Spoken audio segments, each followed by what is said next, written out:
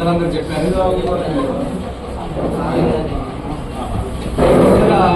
మనం చూస్తూ ఉంటాం ఫోర్బ్స్ పత్రికకి ప్రపంచ గుండెల లిస్టు లేదంటే ప్రపంచంలో లిస్టు తయారు చేస్తూ ఉంటారు.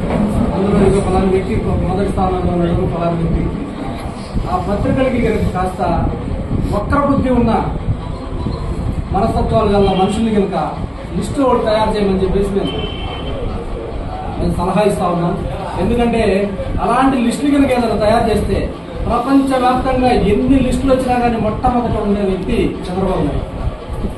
నిజంగా ఇతని మనస్తత్వం ఎంత క్రూయల్ మెంటాలిటీ అంటే ప్రతి పేదవాడు జగన్మోహన్ రెడ్డి గారు వచ్చిన తర్వాత పేదవాడిని ఈ విధంగా హత్తుకొని ఆదుకుంటా ఉంటే ఇవాళ కొత్తగా కోర్టుకు పోలే,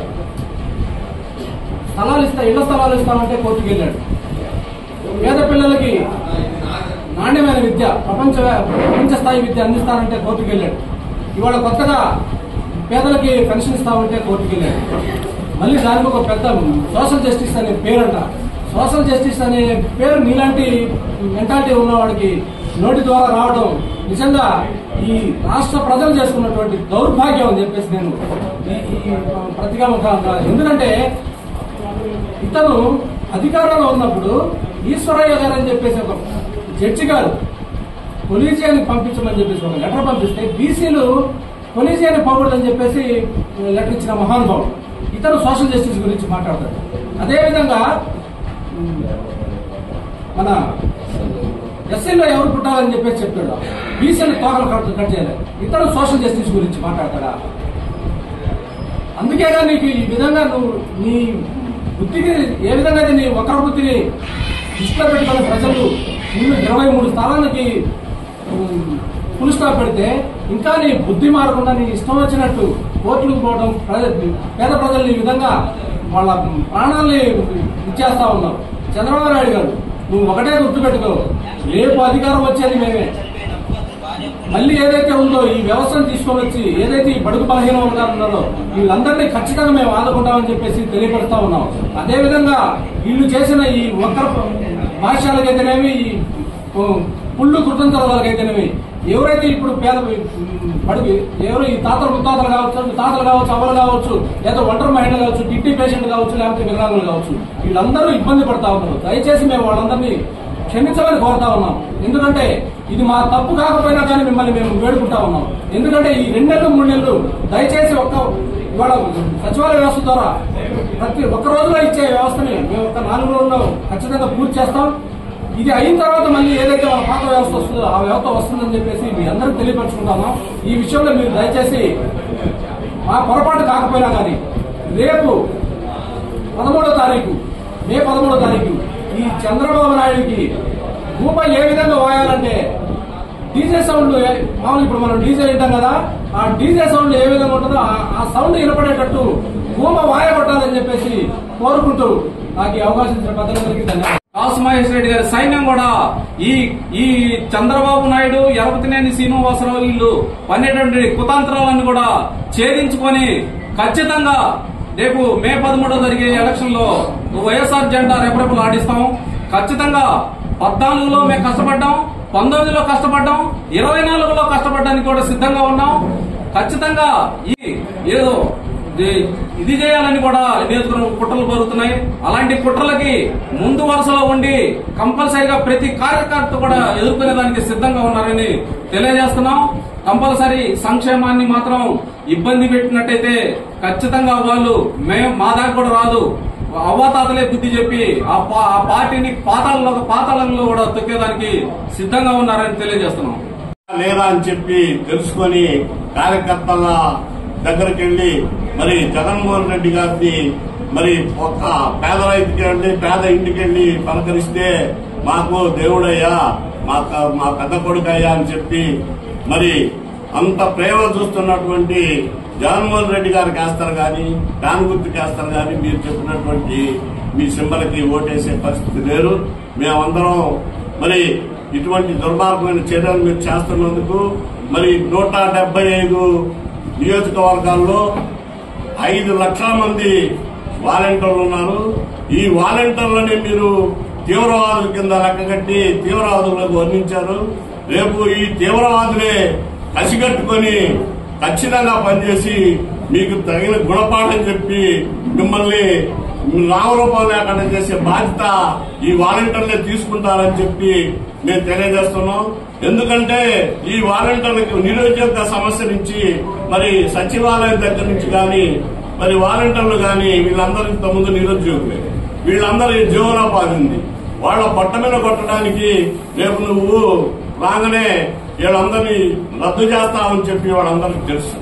దాన్ని కసిగా తీసుకుని మిమ్మల్ని పతనం చేసి మిమ్మల్ని నామరూపాలు లేకుండా చేసే బాధ్యత ఆ వాలంటీర్లు సచివాలయ వ్యవస్థలు అందరూ తీసుకుంటారని చెప్పి తెలియజేస్తున్నాం. మరి మీరేదో బాబు చూసి బలం అనుకోవద్దు. మేము ఖచ్చితంగా మీరు ఎంతమంది కలిసి వచ్చినా ఏం చేసినా ఇట్లాంటి పోరాటాలు చాలా చూసాము. చాలా మరి కార్యకర్తలకి ప్రలోభాలకు పెట్టి కొంతమంది వలసలు వచ్చేవాళ్ళని వలసలు తీసుకుని పోయి మరి వాళ్ళకేదో ప్రలోభాలు ఇచ్చి చేసినంత మాత్రాన మా కార్యకర్తలు నా నాయకుడు ఎవరు చెప్పి జరగలేదు. అందరం సమిష్టిగా పనిచేస్తాం, జగన్మోహన్ రెడ్డి గారిని గెలిపిస్తాం. ఇది మేము స్వచ్ఛందంగా రేపు ఒకటే కోరుకుంటున్నాను. మన వాలంటీర్ల దగ్గర ఆ బెనిఫిషరీస్ మొత్తాన్ని ఒక దగ్గర తీసుకొని ఆ బెనిఫిషరీ ద్వారా చెప్పు. నమస్కారం. మరి ఈరోజు ఈ ఎలక్షన్ కమిషన్ సంబంధించి ఒక చంద్రబాబు నాయుడు సామాజిక వర్గానికి చెందినటువంటి వ్యక్తిని ఎలక్షన్ కమిషన్ రావడం మనకి దురదృష్టం. మరి మన జగన్మోహన్ రెడ్డి గారిని ఓడించేదానికి మన ఆంధ్రప్రదేశ్ లో ఉన్నటువంటి 66 పార్టీలను కలుపుకున్నాడు. 66 పార్టీలు కలుపుకొని కూడా చేతగాక మరి ఈ అవ్వాతాతలు ఈ ఎవరైతే పెన్షన్ లబ్ధిదారులు ఉన్నారో ఆ లబ్ధిదారులందరూ కూడా మరి పెన్షన్లు తీసుకుంటే ఇది ఖచ్చితంగా ఫ్యాన్ గుర్తు కొట్టేస్తారు, జగన్మోహన్ రెడ్డి గారిని గెలిపిస్తారు, మరి మనకి ఇబ్బంది జరుగుద్దని కుట్ర కుతంత్రాలతో చంద్రబాబు నాయుడు ఎలక్షన్ కమిషన్ ఇద్దరు కలిసి కూడా ఈ యొక్క దుర్మార్గమైనటువంటి చర్య. మరి కొంతమంది మంచంలో ఉన్నారు, వికలాంగులు ఉన్నారు, వాళ్ళందరినీ వాళ్ళు మరి ఎవరు తీసుకురావాలి, ఎవరు వాళ్ళని తీసుకొచ్చి ఇచ్చేది ఎవరు? మరి వాళ్ళ ఏడుపు వాళ్ళ ఉసురు మీకు ఖచ్చితంగా కొట్టుకొని తీరుతుందని ఈ సభాముఖంగా మీకు తెలియజేస్తున్నాం. ఎందుకంటే మరి తెల్లారేటప్పటికీ తలుపు తట్టి పెన్షన్లు ఇస్తున్నటువంటి ఘనత జగన్మోహన్ రెడ్డి గారి ప్రభుత్వంలో మరి ఈ వాలంటీర్ వ్యవస్థ సచివాలయ వ్యవస్థ బాధ్యత తీసుకొని ముందుగా డబ్బులు తీసుకొని వాళ్ళ ఇళ్లకెళ్లి ఇస్తుంటే పొద్దున్నే కళ్ళకద్దుకొని జగన్మోహన్ రెడ్డి గారికి దండం పెట్టుకునే పరిస్థితిలో వాళ్ళు ఉంటే మరి ఇటువంటి పరిస్థితి ఉన్నప్పుడు మరి జగన్మోహన్ రెడ్డి గారికి ఓట్లేస్తారు మనకి వేరు కదా, అది మన మీద ఎఫెక్ట్ పడుతుంది అనే ఉద్దేశంతో మరి ఈ దుర్మార్గమైన చర్యలు చేస్తున్నంత వరకు ఎంతవరకు కరెక్ట్ అని మీరు ఆలోచించండి.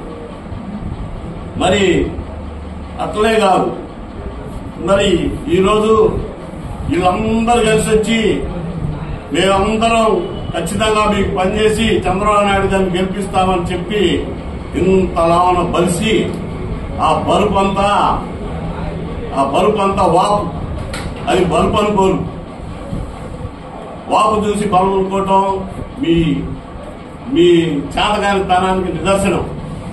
ఎప్పుడైనా గుర్తుపెట్టుకోండి, 66 పార్టీలు కలిసినా 100 పార్టీలు కలిసినా ఇంకొక పార్టీలు కలిసినా ఈ రోజు జగన్మోహన్ రెడ్డి గారు ప్రవేశపెట్టినటువంటి అన్ని పథకాలు కూడా మమ్మల్ని మా వైఎస్ఆర్ పార్టీ జగన్మోహన్ రెడ్డి గారిని, మా మహేష్ రెడ్డి గారిని, మా అనిల్ కుమార్ యాదవ్ గారిని అత్యధిక మెజార్టీతో గెలిపించి మేమందరం కూడా వైఎస్ఆర్సీపీ పార్టీ కార్యకర్తలు